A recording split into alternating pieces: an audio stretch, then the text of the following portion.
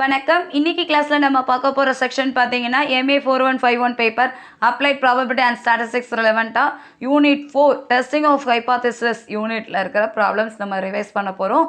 Especially T distribution ரிலவெண்ட்டா problems பார்த்துட்டு இருக்கோம். ஸோ அதோட கண்டினியூட்டி தான் இன்னைக்கு பார்க்க போறோம். ப்ராப்ளம் பார்க்கலாம்.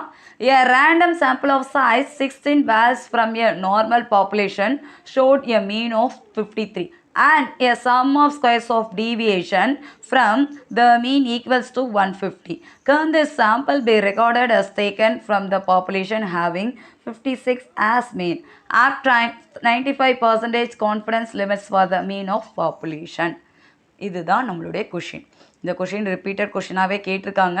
ஸோ இந்த மாதிரி கொஷின் கொடுக்குறாங்கன்னா எப்படி ஒர்க் அவுட் பண்ணுறதுன்னு இப்போ பார்க்கலாம். ஃபர்ஸ்ட் ஆஃப் ஆல் டேட்டாலாம் எடுத்து எழுதணும். எந்த டிஸ்ட்ரிபியூஷன் கொடுத்துருந்தாலும் முதல்ல என்னென்ன டேட்டா கொடுத்துருக்காங்க அப்படிங்கிறத நோட் பண்ணுங்கள். அப்புறமா அது எந்த டிஸ்ட்ரிபியூஷனில் ஒர்க் அவுட் பண்ணணுங்கிறத நம்ம மென்ஷன் பண்ணணும். மென்ஷன் பண்ணதுக்கு அடுத்து டெஸ்டிங் ஆஃப் ஹைபாத்தசிஸில் 6 ஸ்டெப் நம்ம ஃபாலோ பண்ணுறதா நம்ம வீடியோஸ் எல்லாமே நம்ம போட்டுட்ருக்கோம். ஸோ அந்த 6 ஸ்டெப்பில் எப்படி ஒர்க் அவுட் பண்ணணும், அக்செப்ட் ஆகுதா ரிஜெக்ட் ஆகுதா ரிசல்ட்டு அப்படிங்கிறத நம்ம செக் பண்ணணும். எக்ஸ்ட்ராவாக இந்த ப்ராப்ளத்தில் 95% கான்ஃபிடன்ஸ் லிமிட்ஸ் கேட்டிருக்காங்க. ஸோ அது என்னென்னு பார்க்கலாம். ஓகே, ஒர்க் அவுட் பண்ணலாமா? ஏ ரேண்டம் சாம்பிள் ஆஃப் சைஸ்ன்னு கொடுத்துருக்காங்க. This is our n value. So சைஸ்ன்னு கொடுத்ததுனால என்னன்னு எடுத்துக்கோங்க. n = 16 கொடுத்தாச்சு. Normal population, so a mean of 53. Normal population கொடுத்துருக்காங்களா? ஸோ சாம்பிள் ரெலவெண்ட்டாக தான் மீன் வேல்யூ கொடுத்துருக்காங்க. சாம்பிளோட மீன் வேல்யூ தட் இஸ் 53. அதை எக்ஸ் பார்னு எடுத்துக்கலாம். சாம்பிள் ரெலவெண்ட்டாக கொடுத்த மீன் வேல்யூவை நம்ம எக்ஸ் பார்னு எடுத்துக்கணும். அடுத்து ஒரு லைன் கொடுத்துருக்காங்க பாருங்கள். Sum of squares of deviation of mean equivalence to 150. இந்த மாதிரி க்ளூ வேர்ட் கொடுத்தாங்கனாலே கண்டிப்பாக ஒன்று டி டெஸ்ட் டிஸ்ட்ரிபியூஷனாக இருக்கலாம், இல்லை எஃப் டிஸ்ட்ரிபியூஷனாக இருக்கும். எஃப் டிஸ்ட்ரிபியூஷனில் நமக்கு ஏற்கனவே தெரியும், நமக்கு வேரியன்ஸ் தான் பார்ப்போம் அப்படின்ட்டு. இந்த ப்ராப்ளத்தில் கேட்டிருக்கிறது mean value. So mean value ரெலவெண்ட்டாக கொடுத்ததுனால இது கண்டிப்பாக டி டெஸ்ட் டிஸ்ட்ரிபியூஷனில் தான் நம்ம ஒர்க் அவுட் பண்ணுற மாதிரி இருக்கும். Sum of squares of deviation, அதோட நோட்டேஷன் என்ன எழுதிக்கலாம்? Summation x minus x bar whole square. சம்னா சமேஷன் போட்டுக்கோங்க. ஸ்கொயர்ஸ் ஆஃப் டீவியேஷன்னா எக்ஸ் மைனஸ் எக்ஸ் பார் நம்ம எழுதுகிற மாதிரி இருக்கும். So x minus x bar ஸ்கொயருங்கிறப்ப ஸ்கொயர் ஈக்குவலன் டு 150. என்ன டேட்டா கொடுத்துருக்காங்களோ அதை எடுத்து எழுதிக்கோங்க. எழுதியாச்சு. இப்போ இதுக்கடுத்து இதுலேருந்து என்ன கொடுத்துருக்காங்க அண்ட் வேறு என்ன டேட்டா இருக்குது? Can this sample recorded as taken from the population having 56 as mean? பாப்புலேஷனோட மீன் வேல்யூ கொடுத்துருக்காங்க. பாப்புலேஷனோட மீன் வேல்யூனா அது வந்து மியூன்னு நம்ம எடுப்போம். ஸோ மியூவோட டேட்டா 56. இந்த ப்ராப்ளத்தில் ஆக்சுவலி n கொடுத்துருக்காங்க, எக்ஸ் பார் கொடுத்துருக்காங்க, sum of squares of deviation to நோட்டேஷனில் கொடுத்துருக்காங்க அண்ட் பாப்புலேஷன் மீன் கொடுத்துருக்காங்க. இன்னும் நமக்கு ஒரு டேட்டா தெரியாது, ஸ்டாண்டர்ட் டீவியேஷன் டேட்டா தெரியாது. ஸோ ஸ்டாண்டர்ட் டீவியேஷன் டேட்டா தெரிஞ்சால் தான் நம்மளால் இந்த ப்ராப்ளம் ஒர்க் அவுட் பண்ண முடியும். அப்போ sum of squares of deviation கொடுத்துருக்காங்கல்ல, இந்த ரிசல்ட்லேருந்து தான் ஸ்டாண்டர்ட் டீவியேஷன் ஒர்க் அவுட் பண்ணணும். So standard deviation work out பண்ணோம். நம்மளுடைய formula s square = summation x minus x bar whole square divided by n minus 1. ஒன்றும் இல்லை, n-1ஆல் டிவைட் பண்ணுங்கன்னு சொல்லியிருக்காங்க. ஸோ n-1ஆல் டிவைட் பண்ணால் என்ன வரலாம்? n 16, அப்போ 16 - 1 ஒர்க் அவுட் பண்ணால் s ஸ்கொயரோட வேல்யூ 10. நமக்கு ஸ்டாண்டர்ட் டீவியேஷன் தான் தேவை. அப்போ எஸ்ஸோட வேல்யூன்னு பார்த்தீங்கன்னா √10. √10க்கு வேல்யூ எடுத்து எழுதினாலும் சரி, இல்லை √10 இருக்கட்டும், நம்ம அப்ளை பண்ண இடத்துல நம்ம மாற்றிக்கலாம். இந்த ப்ராப்ளத்தில் பார்த்தீங்கன்னா என்னோட வேல்யூ 16 <30 இருக்குது.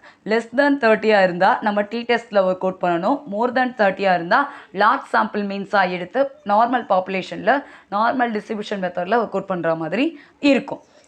இப்போ டேட்டாஸ் பாருங்கள். n இருக்குது, எக்ஸ் பார் இருக்குது அண்ட் ஸ்டாண்டர்ட் டிவியேஷன் வேல்யூ நம்ம கேல்குலேஷன் பார்த்தாச்சு அண்ட் பாப்புலேஷன் மீன் வேல்யூ கிடச்சிட்டு 5 டேட்டாவும் கிடச்சிச்சு. ஆல்ஃபா இங்கே மென்ஷன் பண்ணல. ஸோ ஆல்ஃபாங்கிறது நம்ம 5%ன்னு எடுத்துக்கலாம். அண்ட் மோர் ஓவர் டேட்டாவில் எதுவுமே இன்க்ரீஸ்டு டிக்ரீஸ்டு கோட் பார்ஸ் எதுவுமே கொடுக்கல. அப்படி கோட் பார்ஸ் கொடுத்தாங்கன்னா நம்ம one tail test, left tail டெஸ்ட்டாக, ரைட் டெயில் டெஸ்ட்டாக நம்ம கம்பேர் பண்ணணும். இங்கே எந்த டேட்டாவும் கொடுக்கல, டைரெக்டாக டேட்டாஸ் வேல்யூ கொடுத்துருக்காங்க. அப்படிங்கிறப்ப 2 டெயில் டெஸ்ட்லேயே நம்ம டிஃபைன் பண்ணிக்கலாம். ப்ராப்ளம் ஸ்டார்ட் பண்ணும்போது இந்த 5 டேட்டா இருக்கான்னு பாருங்கள். அடுத்து ஏதாவது க்ளூ வேர்ட்ஸ் இருக்கான்னு மட்டும் செக் பண்ணிக்கலாம். இப்போ டெஸ்டிங் ஆஃப் ஹைபாத்தசிஸ் போகலாம். Null hypothesis. நல் ஹைபாத்தசிஸ்னால் H0 கோட் பண்ணுவோம். So H0 from mu equal to மியூவோட வேல்யூவை எடுத்து எழுதிக்கோங்க. 56 எழுதியாச்சு. Alternative hypothesis. ஆல்டர்னேட்டிவ் ஹைபாத்தசிஸ்னால் H1 எடுப்போம். H1 from mu not equal to 56. எந்த க்ளூ வேர்டும் கொடுக்கலங்கிறதுனால டேரெக்டாக நம்ம 2 டெயில் டெஸ்ட்லேயே டிஃபைன் பண்ணிக்கலாம். ஸோ அல்டர்னேட்டிவ் ஹைபாத்திசிஸ் நம்ம டோட்டல் டெஸ்ட்லேயே ஃபிக்ஸ் பண்ணிக்கலாம். Level of significance. So level of significance பார்த்தீங்கன்னா alpha equal to 5%, DF equal to n-1. என்னோட வேல்யூ பார்த்தீங்கன்னா 16. அப்போ 16 - 1னா 15ன்னு எடுத்துக்கோங்க.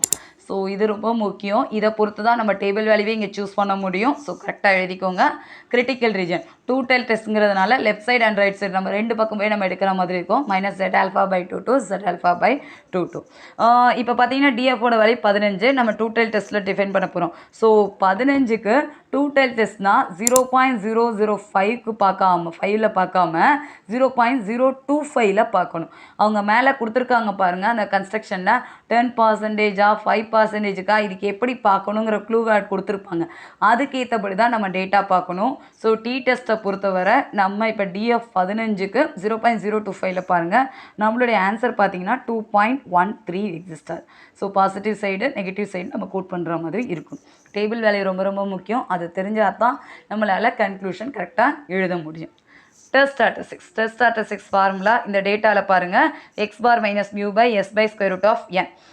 நார்மலாகவே இந்த மெத்தடில் பார்த்தீங்கன்னா s பை n-1 எழுதுவோம். இங்கே ஸ்டாண்டர்ட் டிவியேஷன் டேரெக்டாக கொடுக்கல அப்படிங்கிறப்ப ஸ்கொயர் ரூட் ஆஃப் என்னன்னே நீங்கள் கோட் பண்ணிக்கோங்க. டி டெஸ்ட்டாக இருந்தால் n-1 தான் எழுதணும். இந்த மெத்தடில் என்னன்னே கோட் பண்ணுங்க. இதை ஒர்க் அவுட் பண்ணுங்கள். 53 - 56 divided by square root of 10/4 work out பண்ண நமக்கு வர ஆன்சர் பார்த்தீங்கன்னா -3.79. தட் இஸ் மாடுலஸ் z பார்த்தீங்கன்னா 3.79. கன்க்ளூஷன் டூ டெல் டெஸ்ட் தானே. டூ டெல் டெஸ்ட் தான் இருந்தால் நம்மளுடைய இந்த கிரிட்டிக்கல் ரீஜன் இந்த -2 ப்ளஸில் கேல்குலேஷன் வேல்யூ எக்ஸிஸ்ட் ஆகுதா அப்படின்னு செக் பண்ணால் மட்டும் போதும். இப்போ நம்ம செக் பண்ணலாம். calculated value less than table value இருந்ததுன்னா then we accept H0, otherwise we reject H0. இப்போ டேபிள் வேல்யூன்னு பார்த்தீங்கன்னா 3.79 வருது. நம்மளுடைய calculation வேல்யூ பார்த்தீங்கன்னா -2.13. டேபிள் வேல்யூன்னு பார்த்தீங்கன்னா -3.79 less than 2.13. ஸோ எக்ஸாக்ட் வேல்யூவை நீங்கள் கோட் பண்ணிங்கன்னா இங்கேயும் எக்ஸாக்ட் வேல்யூ கோட் பண்ணிக்கோங்க.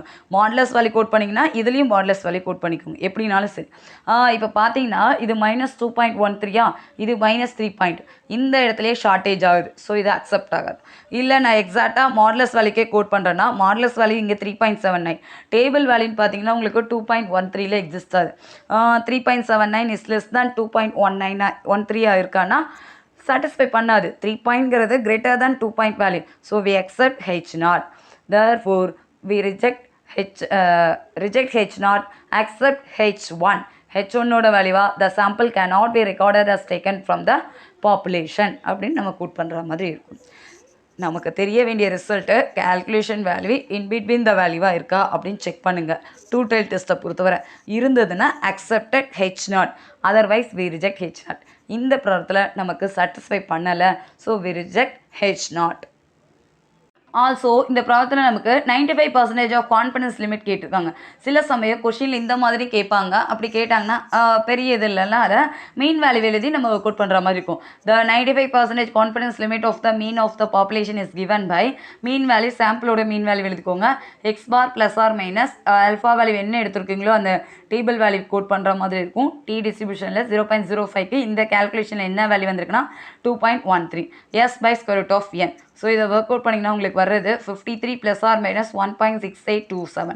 ஸோ ப்ளஸில் ஒரு டேட்டா மைனஸில் ஒரு டேட்டா வரும். This is our confidence limit. So in between இந்த லிமிட்டு தான் அப்படிங்கிறத நம்ம கன்க்ளூஷனில் கோட் பண்ணால் நல்லாயிருக்கும். Formula x bar plus or minus c of s by square root of n. இந்த மாதிரி ப்ராப்ளம் கொடுக்குறாங்க. டி டெஸ்ட் ரெலவெண்ட்டாக ப்ராப்ளம்ஸ் கொடுக்குறாங்கன்னா நீங்கள் கிவன் டேட்டாவை நல்லா ரீட் பண்ணுங்கள். உங்களுக்கே கண்டிப்பாக ஐடியா கிடைக்கும். இந்த ப்ராப்ளம் நம்ம டிஃப்ரெண்ட்டாக இப்போ தான் ஒர்க் அவுட் பண்ணியிருக்கோம். Sum of squares of deviation கொடுக்குறாங்க. அண்டர் மீனில் கேட்குறாங்கன்னா நீங்கள் டி டெஸ்ட்டில் ஒர்க் அவுட் பண்ணுற மாதிரி இருக்கும். ஸோ சம் ஆஃப் ஸ்கொயர்ஸ் ஆஃப்லேருந்து எஸ்ஸோட வேல்யூ என்னன்னு கேல்குலேஷன் பார்த்துட்டு ஆஸ் யூஷுவல் டெஸ்டிங் ஆஃப் ஹைபாத்திசிஸில் null hypothesis, alternative hypothesis, level of significance எல்லாமே கோட் பண்ணால் we got the ஆன்சர். உங்களுக்கு ஏதாவது டவுட் இருந்ததுன்னா kanidapazhi@gmail.com மெயில் ஐடிக்கு அனுப்புங்க. சப்ஸ்கிரைப் பண்ணுங்கள். உங்கள் ஃப்ரெண்ட்ஸ் எல்லாருக்கும் ஷேர் பண்ணுங்கள். ஏதாவது ப்ராப்ளம்க்கு சொல்யூஷன் வேணும்னா கமெண்ட் பண்ணுங்கள், மெயில் அனுப்புங்க. நெக்ஸ்ட் ப்ராப்ளம் நெக்ஸ்ட் வீடியோவில் பார்க்கலாம். தேங்க்யூ.